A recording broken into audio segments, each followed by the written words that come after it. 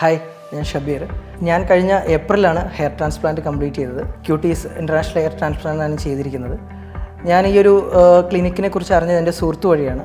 പിന്നീട് കഴിഞ്ഞ കുറേ കാലമായിട്ട് ഞാൻ ഈ ഹെയർ ലോസിൻ്റെ ഭയങ്കരമായിട്ട് ബുദ്ധിമുട്ട് സഫർ ചെയ്തുകൊണ്ടിരിക്കുമ്പോഴാണ് ഞാനൊരു സുഹൃത്ത് വഴി ക്ലിനിക്കിനെ കുറിച്ച് അറിയുകയും ക്യൂട്ടീസിലെ കുറേ നല്ല പോസിറ്റീവായിട്ടുള്ള റിവ്യൂസ് സക്സസ് ഒക്കെ കണ്ടതിന് ശേഷം പിന്നെ ഞാൻ കഴിഞ്ഞ ഏപ്രിൽ 28 ഞാൻ ഇവിടെ നിന്ന് ട്രാൻസ്പ്ലാന്റ് ചെയ്തു. ഇപ്പോൾ ഓൾമോസ്റ്റ് ലൈക്ക് 9ാമത്തെ മാസമാണ്.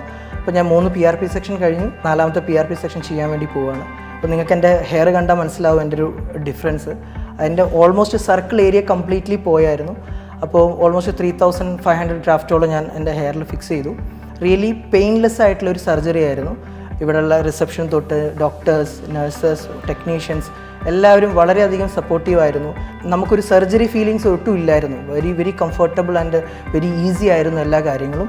ആദ്യം ഒരുപാട് മുടിയുള്ള ഒരാളെന്ന നിലയ്ക്ക് തന്നെ എൻ്റെ മുടി നഷ്ടപ്പെട്ട സമയത്ത് എനിക്ക് വളരെയധികം വിഷമമുണ്ടായിരുന്നു. ഈ ഒരു ട്രാൻസ്പ്ലാന്റും ഞാൻ മറ്റാളുകളിൽ പല രീതിയിലുള്ള റിസൾട്ട്സാണ് കണ്ടിട്ടുള്ളത്. അതുകൊണ്ട് തന്നെ ഞാനും കോൺഷ്യസ് ആയിരുന്നു ഇത് എത്രത്തോളം സക്സസ്ഫുൾ ആവും എന്നുള്ളത്. പക്ഷേ ഞാനിപ്പോൾ റിയലി അത് ചെയ്തു. എനിക്കതിൻ്റെ റിസൾട്ട് കാണുമ്പോൾ ഐ എം വെരി ഹാപ്പി.